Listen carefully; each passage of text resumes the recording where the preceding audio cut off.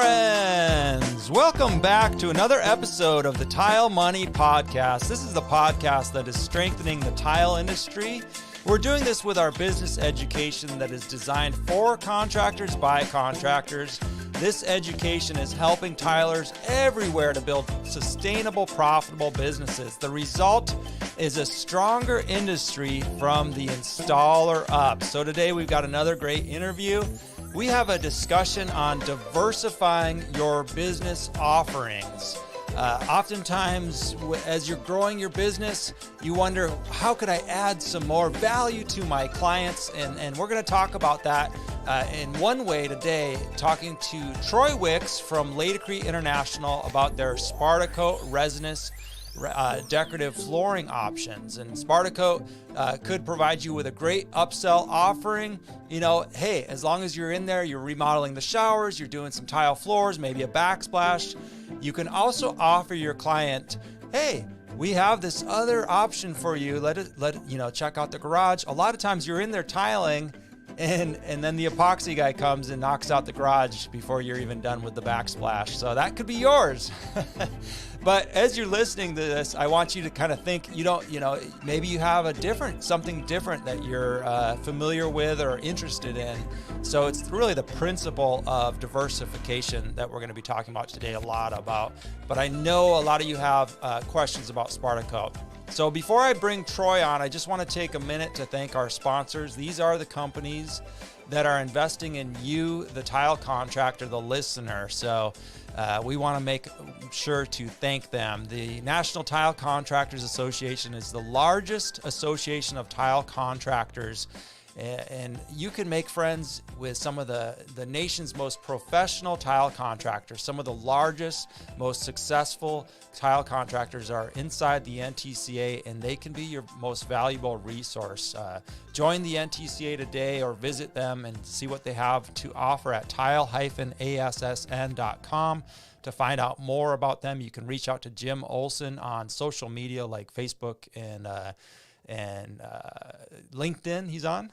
So then LATICRETE is, of course, one of our sponsors, and they're the oldest manufacturers of modern tile installation materials. In fact, they can be credited for the invention of thin set. Right here in the USA, they're a family-owned business, a private business, and they're continuing to innovate today. They're one of their latest grouts is a single component grout that gets better ratings than epoxy. So SpectraLock 1, that can be purchased wherever you purchase your products from LATICRETE. It's now found in most of the floor and decors from what I understand. So exciting stuff there. GoBoard, another sponsor of ours. We're so excited to have GoBoard on board with the Tile Money sponsors. And that's a lightweight waterproof tile backer board from Johns Mansville. It's easy to cut. It's easy to install and handle. They have the complete shower assembly line that you can build waterproof showers with and save you time and earn you more money. And happytileguy.com is where you can get your professional website built and managed. happytileguy.com for websites. And all my patrons, I'm so grateful to have you. Even $5 a month is adding up, and it helps to keep the lights on here at Tile Money, and I appreciate your support. If you like the show, consider becoming a patron. All right, let me bring Troy on. Hey, Troy, how are you doing? Good. How are you doing, Luke? Doing well. Go ahead and introduce yourself, a little bit about your history, and We'd love to get to know you a little bit before we get into the subject. Sure. Well, as it says on the screen here, my name is Troy Wicks, and I'm the Director of Coatings for North America. Prior to that, I was a contractor for 25 plus years doing decorative concrete. Mm-hmm. Back when decorative concrete was pretty innovative and we would make things out of other things to make decorative concrete. We used to cheat and use wood dye to dye your floor. So not that I would ever admit that, but so came here about 8 years ago. It'd be 8 years ago in April, and started off as a technical sales rep in the Western region here in the United States. And that back then it was called the Specialty Products Group, SPD. And I worked with the levelers back then. NXT had a different name, and I sold the Invis wall systems Didn't know anything about that. It was very alien to me to go and stick something on a wall that normally I would use gunite and carve. So I would make it a different way. But I knew levelers, and so that was my claim to fame in the beginning. But as LATICRETE started to see polishing becoming more of a process, and more square footage being polished in restaurants and stores and schools and facilities, they kind of wisely took a look at the offerings and thought, well, we need to diversify, kind of like we're going to talk about today. LATICRETE decided it needed to diversify also, and so it bought L&M Chemical, which gave them polishing systems in the dyes and cures and industrial grouts. Emery Top is a tipping floor substrate that we use. And then along with that, then they bought SPARTACOTE, and SPARTACOTE was on that more decorative side. And of course, I was like, yeah, I mean, I've done a fair bit of this. And so as we brought those on, I moved into different positions to the position I'm in now, which is basically the director over the coatings line. Okay. And I know you're a busy man, right? You're in California, right? Well, the garage that I'm sitting in on the green screen is in California, but I'm actually, I live up in Portland, Oregon. Let me rephrase that. I don't live in Portland. I live outside of Portland. We'll just leave it at that. So yeah, I live in Portland, Oregon. I travel pretty much every week. I'm not traveling next week, which is kind of nice, but this time yesterday I was on a project in Florida, and I came home last night, and I'm home now, but I'm on projects pretty much, or trainings every week. Okay. Nice. Yeah. We were in the same state last week. Okay. Or a couple days ago, right? Just a couple days ago, the day before yesterday. Jason, thanks for joining us. We're going to be talking about SPARTACOTE today and diversifying your business. Troy, when we talk about diversification, what are the benefits from a contractor's point of view, since you had a lot of years as a contractor? What kind of benefits can you think of? Well, I think when we come to a tile or flooring contractor, the benefits that they already have is they're already a contractor. The business envelope is already built. Mm-hmm. You have an estimating staff generally. You have salespeople generally. So there's a lot of stumbling blocks that we don't have to have them build a business. Some of these guys will go to a weekend seminar and start a business, and quarterly taxes, insurance, all those things that go into starting a business sometimes overwhelm the actual fact that now you got to earn money. I mean, it's easy to figure out how to spend it, but what we really like is when we're coming to a contractor that's already in this construction mode, we're showing them another building block that they can add using pretty much all of the resources they already have. So let's take we call them our MVP tile contractors. We talk with them a lot and train them on the coatings a lot. But let's just take any tile contractor of a decent size. Let's say you've got a couple, 2 or 3 crews. You do have an office staff, and your office staff may be somebody who answers the phone, an estimator, and somebody, maybe somebody that does some sales. Let's just say you have those 3 people. You now can take that same team that's out in the field and add a skill set that they may be able to utilize. And you even said it in your monologue. It may be a skill that you can utilize on a project you're already on today. Right. So while you're already on site, you go set tile, and then go do the first, start setting tile, and then go do the first coat in the garage. And while that's drying, you go back in and set some more tile. Right. And then go back and do, so there are some things that you can really do back and forth. And a lot of our products and a lot of the way we train you is to limited times on the floor, limited time at the project, limited drive time. So, we have a diverse product line, which we'll get into. But so really, when we're bringing that to a contractor, we're saying, hey, these are the tools you already have in the toolbox. Let us show you how to get more out of them. Mm-hmm. And quite honestly, the contractors that we're training, their guys are pretty happy to be off their knees. Not that there's no time on your knees, but they're pretty excited about not having to crawl around on the floor a lot. Yeah, I would imagine. I would imagine so. They have some nifty tools that I was eyeing over the years. As a tile contractor, like you're saying, like I said in the monologue, over the years, I would see the epoxy guys come in, and I would see some similarities between some tools like grinders and floor prep and things like that. But I would see some new tools that would kind of give me some ideas of how they were doing stuff. What are some other, closely associated either tools or skills that tile contractors have that they're going to bring over naturally? Well, so this is what's really nice is most of the time, especially with sheet goods, moisture is a problem. And if I have a tile contractor that already is doing moisture mitigation, guess what? You're already in the coatings business. And so you've already come past the first stumbling block. You're already doing it right now. I'm just going to take it one step further. And so instead of you burying that moisture mitigation, I'm going to show you how to make it look nice and finish it. So lots of times guys already own grinders or some type of floor prep tool. Like you said, most guys own hand grinders, so you're going to catch edges with that. Yeah. The tools that you're using for spreading a moisture vapor barrier or a moisture mitigation system are primarily identical to the tools that you're going to use doing your coatings. Sure. Now, when you start getting into the polyspartics and some of the thinner mill materials, you'll step up to something else that might cost you a whole $10 to buy.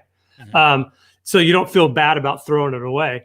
But really, the barrier to entry, if you're already in the business of having a contracting business, is already gone.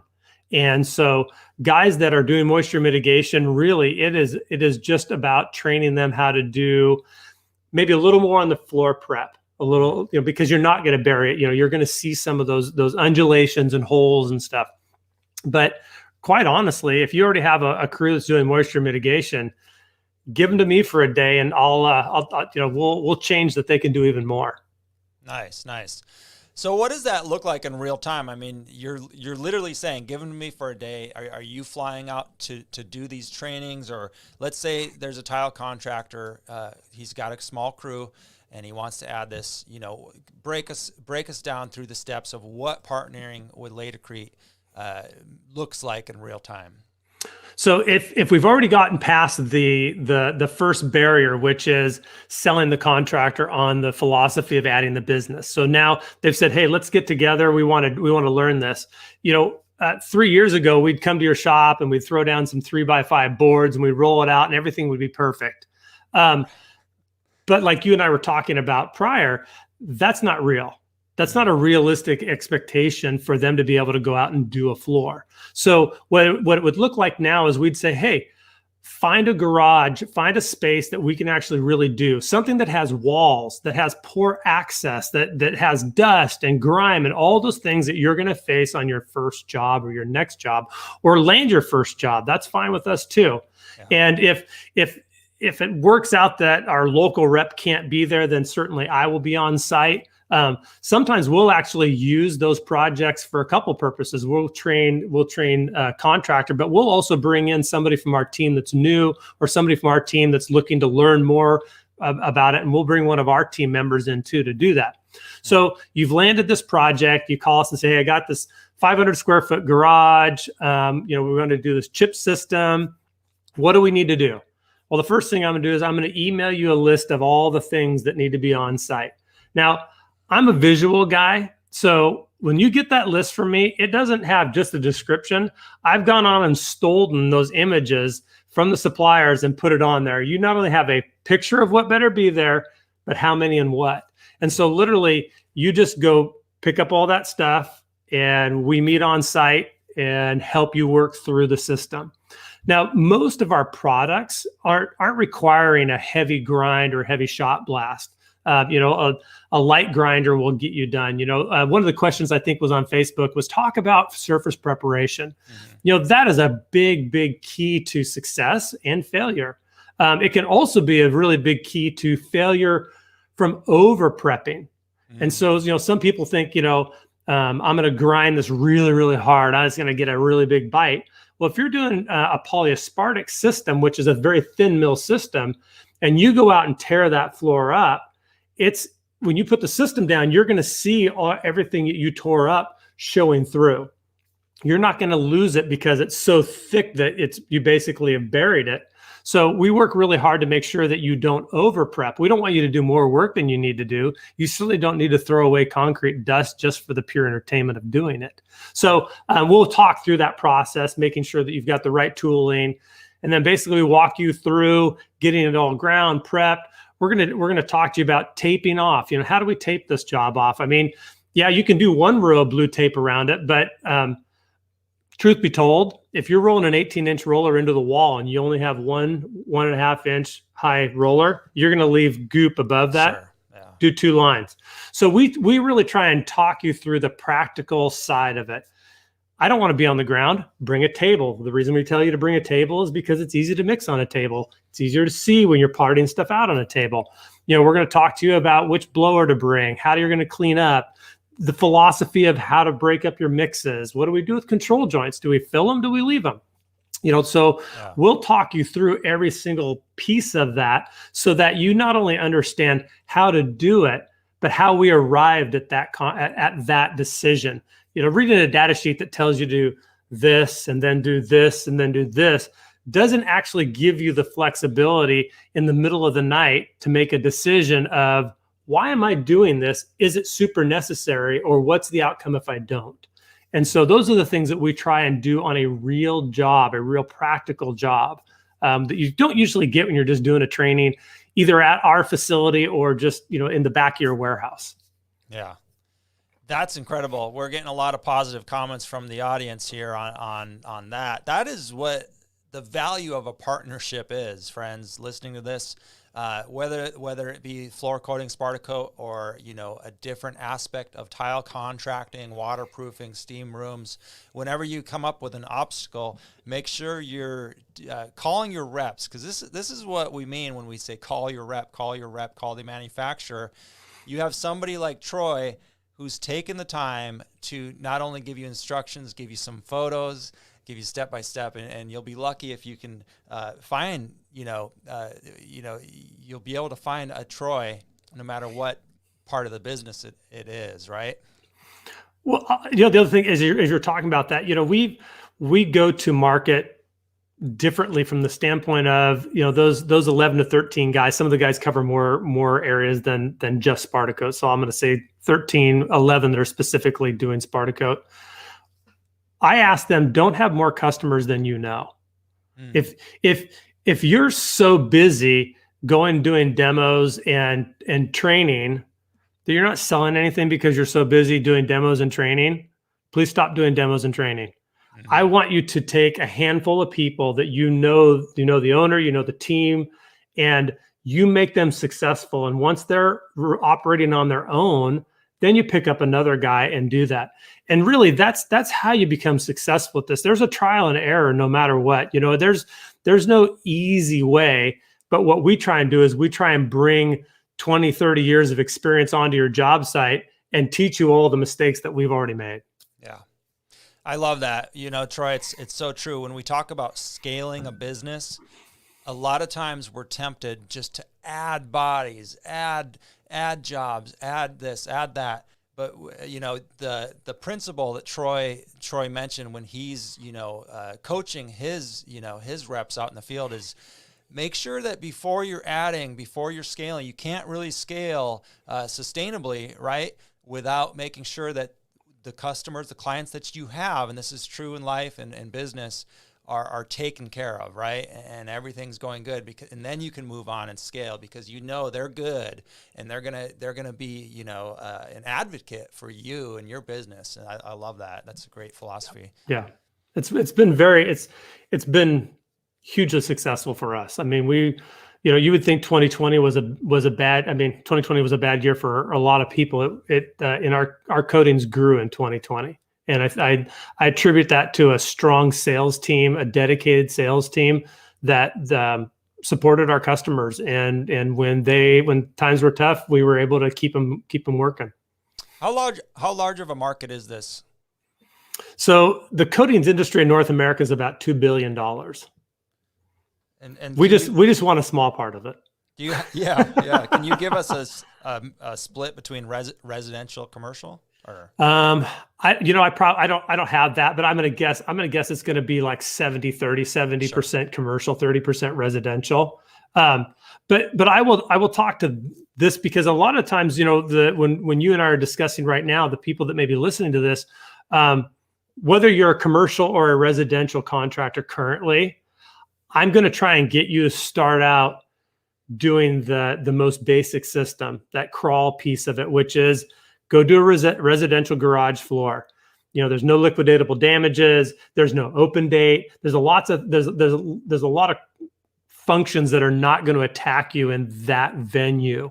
And so we're going to try and get you, even if your business is, like I said, a $10 million tile business, I want you to do a $3,000 to $5,000 garage. That's where I want you guys to start. Because I want you to get a check and go, well, that was easy. Because I have those guys that want to run too fast and they're bidding a urethane cement job at Coca-Cola. Mm-hmm. And literally, not only is it not going to go well, but you're probably going to get sued. So we're really, we're going to focus you back into, let's have success and build success upon success. And then we'll help you. We'll help you estimate those bigger jobs, because every time you grow in scale, like you're talking about, the parameters change, and then they change again, and then they change again, because your competitors, as you move up that ladder, come at the market very differently. And so we like to walk you through those steps, because a guy, you could be really great at estimating 10,000 square feet and below and go bid a 30,000 square foot job and totally be flabbergasted at how low it went. Or, so we try and really walk you through that piece too. Estimating work is always a hot topic in the Tile Money Facebook group for several reasons. But I like the fact that you're actually saying, hey, we're going to help you put the numbers together and show you kind of what makes sense for most businesses to do a garage, a starting point, right? Right. And then up and larger as your business grows, we've got your back. That's very valuable. Well, I think that people initially, like I said, we try and have the business conversation before we do the physical training. And part of that business conversation is, yes, I'm asking for, let's just say we're going to do a 2-car garage. Yes, I'm asking for 5 guys to be on the job site. No, you won't always send 5 guys to the job site. But the reason I'm doing this is you want everybody to only play one instrument. You don't need the drummer running over to try and play the saxophone every now and then, because he doesn't know when to play the saxophone. And so, we're trying to get everybody to just play their key position. And once a team does a couple of garages, now all of a sudden you realize that the guy that's doing this task can also do this task. So that guy, so you just lose a guy. And so initially, you may not make great money at what you're doing. You're still going to make money even if you send 5 guys, but you're going to make better money when you only have 3 guys there. And those 3 guys are going to be even better adapted and quicker getting the project done. So that's, that's part of it too, is we realize that, sometimes the advice we're going to give you, you're going to say, well, I would never send 5 guys to a residential anything. I understand that, but you're going to start and finish today.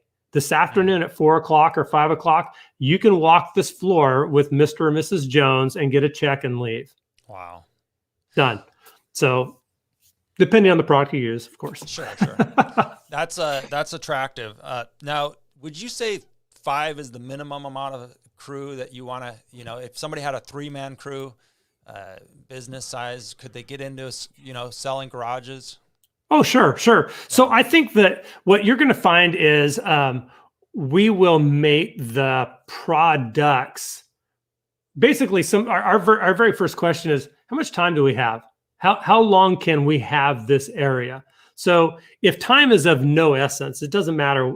We don't care how long you have it. You can have it for 3 days, a week. Doesn't matter to me.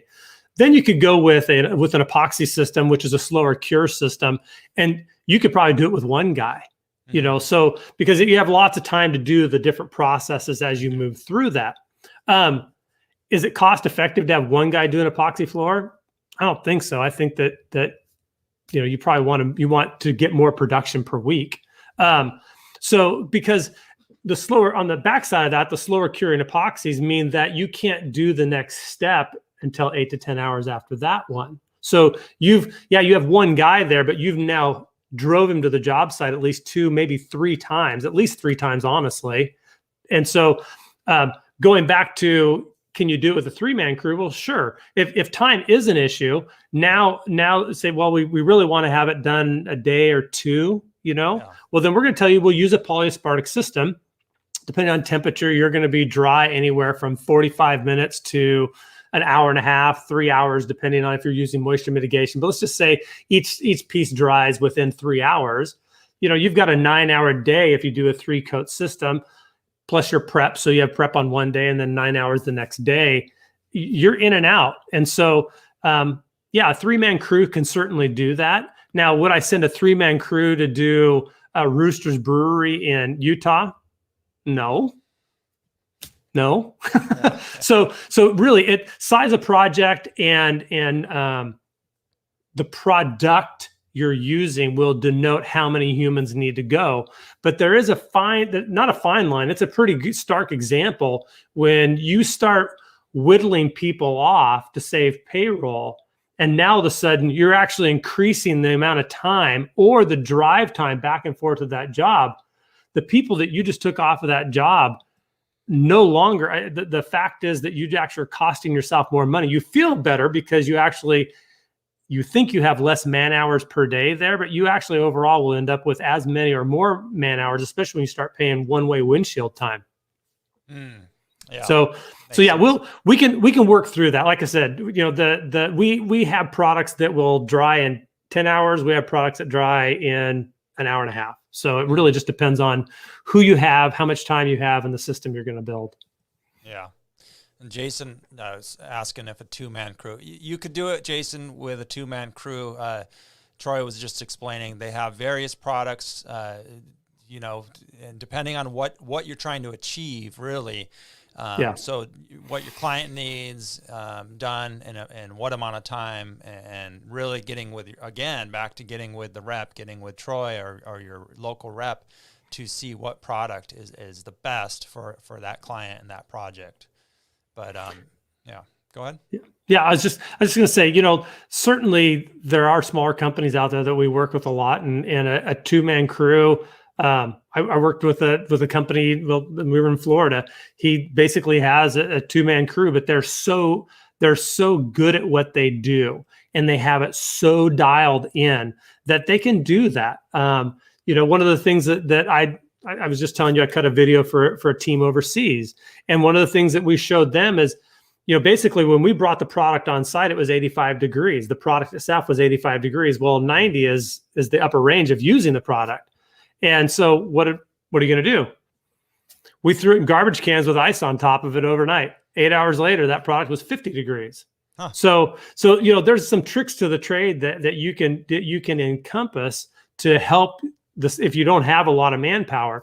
But if you know what's coming next, like we'll take all of our mixes, and instead of having a bunch of mixes where you're pouring, we'll actually have all the mixes pre-made. And so really you just walk over and dump them in, mix and go. And so, I was actually laying out the material and doing all the mixing because we had laid it out beforehand. We knew what we're going to need. We knew how we were going to do it. And yes, all that to say, if you give me a lot of people in the beginning, and then you can start whittling it down as they learn the craft. So nice. If you only have 2 men, I will show you how to learn the craft much faster. But you better move, because I always tell everybody when we start these projects, I kind of laugh because when I forget to do this, I feel really bad about halfway through the job. I usually start off with, I'm sorry, would you mind? Could you please excuse me? Can I have that? And it turns into, get that done. Hand me that. What are you doing? Hurry up. So I try and kind of gauge it, with, hey, I'm not really mad at you, but we just got to move, because as soon as we're done, we got a break, but we can't slow down. Yeah.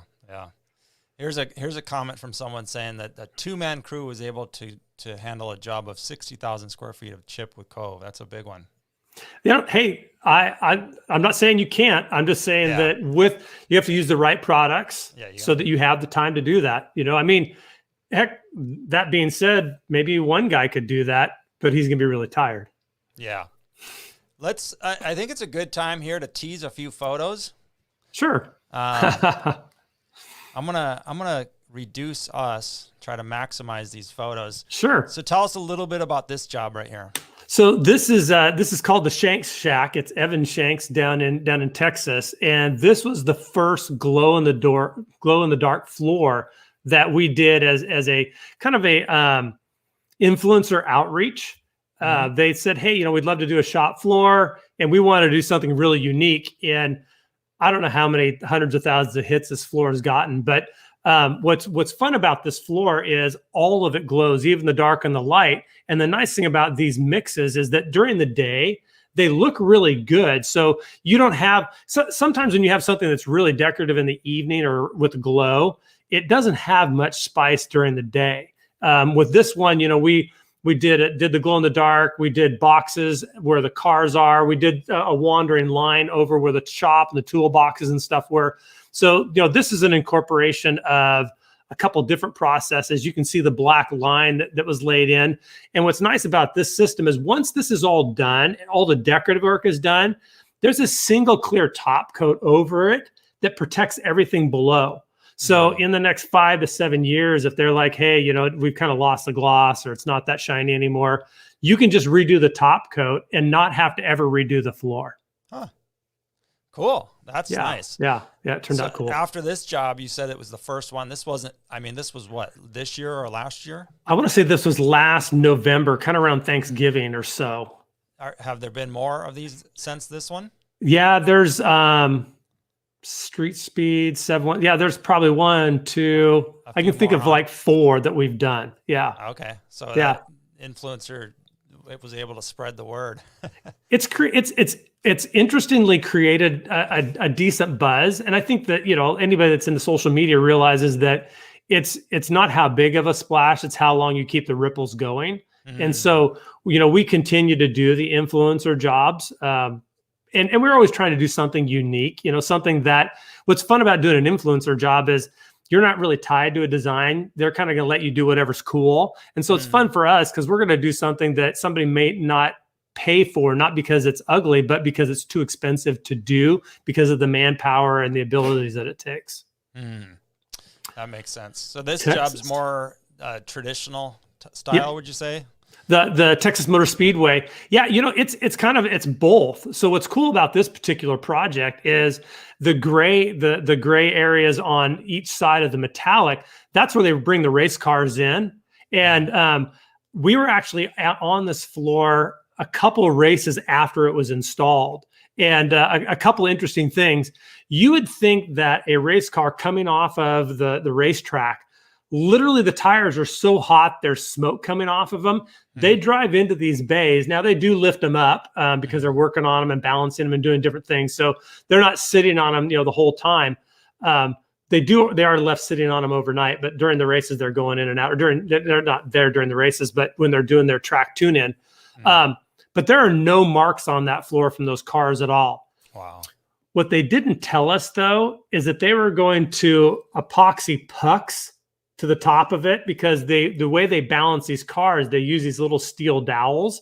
And so when we were there, we saw all these things glued to the surface. Basically, they would heat them with a torch and knock them off with a sledgehammer.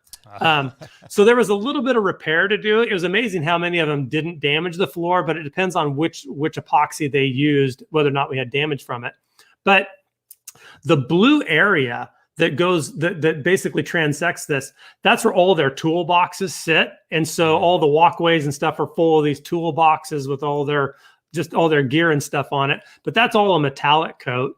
And then all the yellow lines and the black lines, none of that's taped. There's no tape here. All of that is polyaspartic. So once again, all the decorative work was done, basically a clear coat was put over the top of it. And so their maintenance is just the clear coat. They're never going to do the color again. They're never going to do like the decal that's in there. That is a decal. The Texas Motor Speedway is a decal that's embedded in the system, but everything just has a clear top coat over it for maintenance. Man, that is so convenient. That's smart. Yeah. Yep. We've got a restaurant here. You want to tell us anything about this? Or? Yeah, this one's down in California. Man, I can't remember the name of it. It's right on the tip of my tongue. Anyway, we did that probably, I'd say about a year or so ago. And when I say we did it, I mean, it's a process that we're involved with. LATICRETE isn't a contractor. We don't go do the installation, though I do have calluses. But this was a dye and seal. So this was kind of there was some dye in here. There was some solid colors that were used from the SPARTACOTE. So this is a blend of L&M and SPARTACOTE. So that L&M being that polishing side. So some of the colors that came out of the polishing side, but all of it has a SPARTACOTE top coat over it. Okay. Yeah, it's a cool project to look at live for sure. And I'll just show a couple more photos. Is this Ron's garage out there in Utah? Yeah, there it is. Is this the glow in the dark floor? Yeah, now that's the glow in the dark floor during the day right there. Yeah. Yep. So I just wanted to share these, give the audience, some teaser, let them know kind of, different things that are possible with these products. Well, and I think, keeping on coming back to the thought that, especially when you're looking at a lot of these parking garages and stuff, redoing the striping. I'll tell a funny story about that. So we brought a contractor on over in Oahu 4 years ago, and they love the product, absolutely love the product. And so they're a painting contractor that got into doing this, and they did the Nissan dealership, and then they did the Infiniti dealership using all the SPARTACOTE in their bays. And they thought, man, this dries so fast. This is perfect for parking lots. Mm-hmm. And so they started using the polyspark because it will go outside without yellowing, unlike an epoxy. So they started doing all this striping. About 2 years later, they called me and said, man, we made a big mistake. And I go, really? What happened? They go, well, we used to redo the lines every other year. The lines look great. We just took ourselves out of the renewal business. And so they're going to go back to their cheap paint so that they can do it every year. But I had to laugh. Okay, so it did exactly what it was supposed to do, but obviously that didn't meet with their business plan. They worked themselves out of a job. They did. That's interesting stuff. Yeah. Well, listen, if anybody in the audience has a question, now's a great time to post them up. We did have a couple questions from Rob Olson, who's in Minneapolis. He wanted to know if there was an easy way to determine whether or not you needed a vapor primer. Oh, sure. I will. Here's the easy way. Yes. Okay. But here's so let me back that up. So not the one thing. There's many things, but one of the things in the SPARTACOTE line that leads the world, I mean, not just North America, but completely leads the world, is our moisture vapor barrier, MVB, or our Vapor Band ER. So those two products are the only products that I know of. And if somebody knows of one, please let me know, because I don't want to be speaking out of turn. Mm-hmm. But those are the only two products that you can use as a moisture mitigation at 16 mils for 25 pounds of vapor drive, that you can color as your base color. If you want to do a light gray, you can actually color your moisture vapor barrier light gray and then top coat it. Or you can broadcast chip into it, or you can broadcast quartz into it. So that product is so versatile that most of our teams, that if there's even a question, they just use it as the first layer in their system because it is part of the system. So it's not like they're adding moisture mitigation. They're just taking and using moisture mitigation instead of that primer or that base layer. Okay. So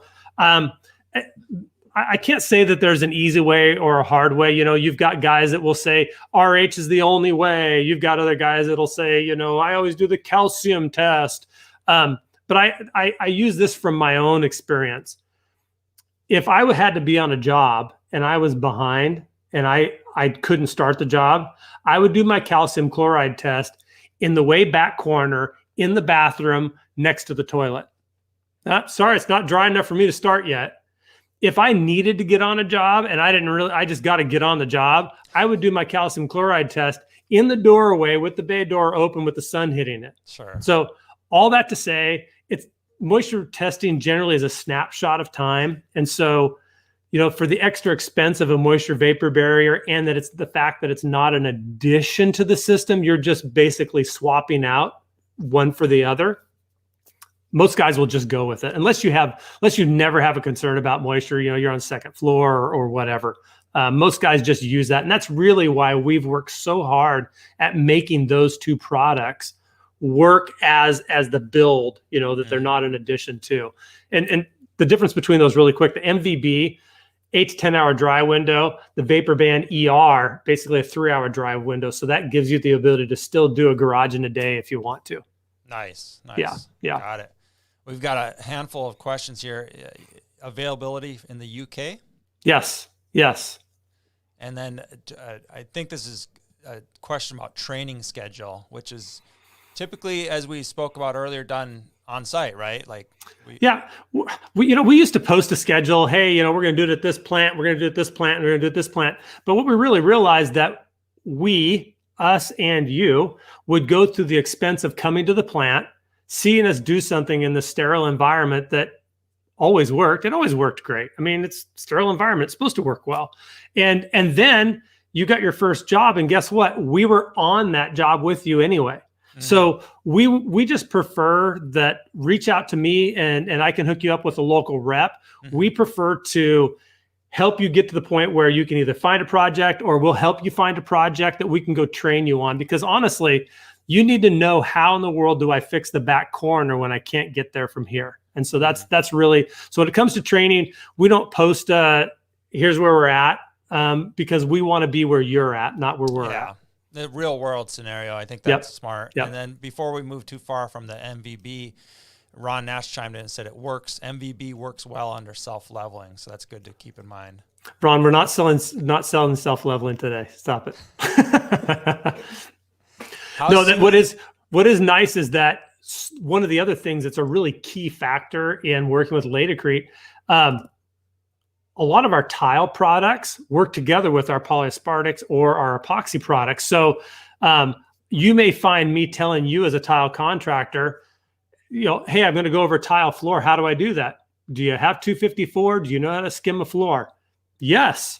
I've got to go over wood. Can I go over wood? Well, we have a way of going over wood. Have you ever rolled out Hydraband? So there are things that we've brought in from both product lines that give us the ability to do things that no competitor either in coatings or in tile can even compete with. Man, that's really cool. And it makes sense. How long do you need to wait for new concrete, fresh concrete? So you can put down the moisture vapor barrier we were just talking to on 5-year-old concrete or 5-day-old concrete. And really what we're looking for, we don't care about the moisture. I'll tell a little bit of something about that in a second. What we're waiting for is the concrete to build up the strength to hold it. So that's really what we're waiting on. Sometimes, and I'm waiting for somebody to talk about fish eyes or that type of thing. We actually will tell you to mist the concrete before you go down with some of our moisture vapor barriers, just to make sure that you get good bond and a good suck into it. So no, we're not really worried about fresh concrete. If it would come up to speed faster, we would tell you could go sooner. Yeah. Jason wants to know if this can be applied to counters, tables, or vertical surfaces. I'm going to say yes to all of that because we have a product that will go to all of them. The concern always is when people, I did countertops a lot when I had my own company, and we've done a few since we've been here. It's always hot pans. What are you going to do with the rings? And so, just like a lot of stones or laminate tops, you have to be cautious of that. So the systems, any coating, I don't care who you bought it from, I don't care what it's made out of, any coating you put on a countertop, you should not put a hot pan on. Will they function there? They'll look great, function very well. Lots of people will use especially the metallics. I mean, that's a really hot thing to do on countertops right now, and do that with a polyaspartic top coat on it. People say, well, can I cut on this? You shouldn't cut on anything but a cutting board. That's why God made cutting boards. So even if you put steel down, don't cut on it. You'll see the knife marks. So yeah, and then vertical on walls, that's one of the things that our product will go vertical. That's one of our keys to success with our new Lux line, additive. I don't know if you've heard about that, but we're starting to do a lot more in grow rooms. And so we actually came out with a product about 2 months ago. We released it that is a reflective.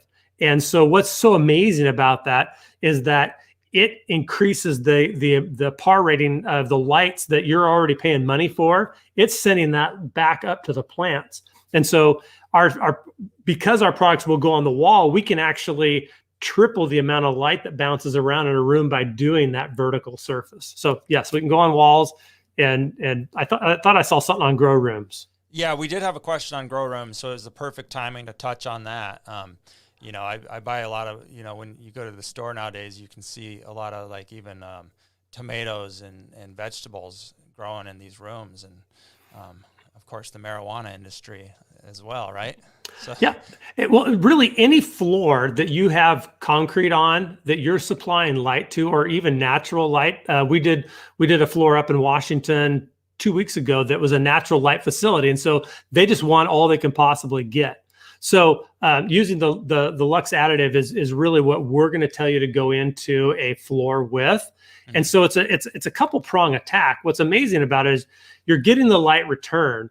And so you're actually going to see the growers turning their lights down because the floor is not absorbing so much light. So we've had facilities that have turned down their lights 10 up to 15% is what they've told us up to this point, that they've continued to turn their lights down because it's too hot in the room. But there's another real key to this is we have a product called Clinical Plus. So you actually have an antimicrobial that's embedded in that top coat. So now you've got a floor that's giving you the light back, but you also have a floor that's an antimicrobial. So the bacteria is not wanting to grow on that. And plus the chemistry that you're using in these grow rooms for the fertilizers, lots of liquid fertilizers, the fungicides, herbicides, all that stuff, all that chemistry attacks concrete. Mm-hmm. So when you put a coating like that down, it's easy to clean, and you're not going to have your concrete getting more and more and more porous as time goes by. Nice. And so it's funny, we were talking about this today. So people think, well, I mean, it's got to be really expensive. The ad, if you're going to do a coating already, the ad to do the light reflective, mm-hmm. it's 20, 30, 40 cents, depending on the size of the project you're gonna do. So whoa. Yeah. It's cheap. It's cheap. The ROI is it's silly. It's silly not to do it, honestly. It's silly not to do it. Yeah, I bet it's pretty much standard in premium grow rooms now, because 10 to 15% is a lot. That's a lot of savings on the lighting, right? It depends on what. There's so many things that depend on that envelope, that building envelope. Sure. But anything that reduces, I mean, electricity is their biggest cost. And anything that you can do to turn that down is just money every minute going back to them. Yeah. Well, we've got several people interested in learning more. We got Tony Lambert, Carson. What's the best way for these folks to reach out to you or find their local rep? So the best way to find a local rep, you can just email go to laticrete.com. You can catch me on Facebook, LinkedIn, Instagram. You can call me. So probably the best way would be to just reach out to me, and I'll hook you up with your local rep. And maybe the nice thing about it is I can have a chat with you about what you're looking to do. Yeah. Definitely research and talk to your reps, guys, and talk to Troy or whoever, he puts you in touch with locally to make sure you get the right game plan if this is something you're interested in.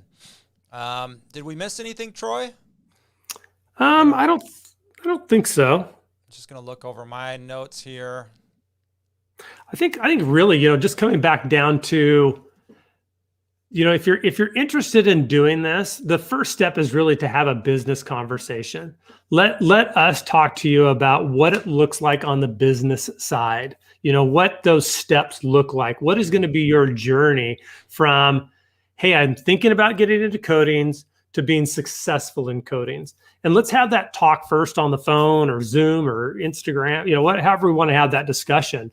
And let's see if it's right for you first, because we're going to tell you about the stumbling blocks. We're going to tell you about the things that are going to go wrong, because our goal is actually to grow your business so that our business grows. Mm-hmm. Anybody can sell you product once. I don't want to sell you product once. I want to sell you product every day. And so I want you to be successful and happy. So I think reaching out and having that business conversation first, then you'll know whether or not it fits for you. Because it may be something after we talk, you're like, man, I don't think it's for me. I don't know if I want to do that. Sure. Yeah. And I'd much rather have that conversation with you than, hey, let's do a training. And then after doing the training, go, oh man, I don't think I want to do this. So really the start is, let's have that business conversation. Excellent. I love it. I love it, Troy. And Troy's not lying here, guys, when he says he wants, LATICRETE's, goal is to help you grow your business and succeed. I think of when I met Buck Collins at Total Solutions Plus in Nashville just a couple years ago. Buck is a dynamic man, a businessman, and really took partnering. It was one of those times when I you see it in action. You're like, so that's the power of a partnership with LATICRETE, because he took it and he ran with it, and he has several aspects of his business. Coatings just being one of them. He's doing super cap trucks as well, right? Mm-hmm. Yep. Yes. And he really, when you think of somebody who partnered for success, I think of Buck Collins, and it's fantastic to see what he's done with your help, and a dynamic, combination of forces there for good. So it's incredible. Well, a quick story on Buck before we jump off of him.